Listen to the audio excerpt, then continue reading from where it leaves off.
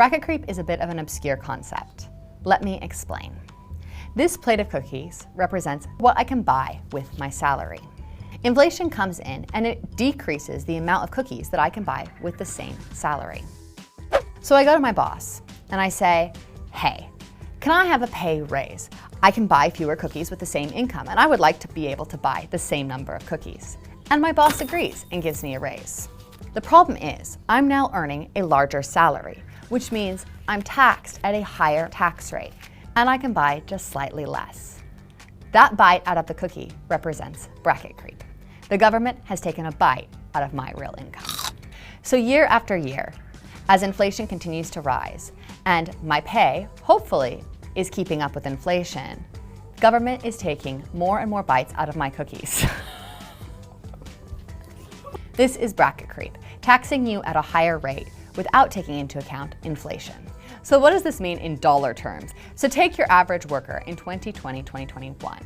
They make $89,000. But with an inflation rate of 4.8%, that $89,000 is only worth just under $85,000. So that average worker asked for a pay raise and is now being paid $93,000 so that their real income stays the same. However, they're now being taxed on a higher salary and end up paying an extra $400 that year in tax. As time goes on and the inflation rate continues, that tax compounds. The next year, they're paying $900 in tax, and the year after, over $1,200 in tax. Within 4 years, that average worker has paid an extra $4,000 in tax as a result of bracket creep. So who is impacted by this most? In general, it's people who are at the beginning of their careers or are making less money. As you can see in the graph, it starts out quite steep and marginal tax rates increase rapidly at the lower incomes.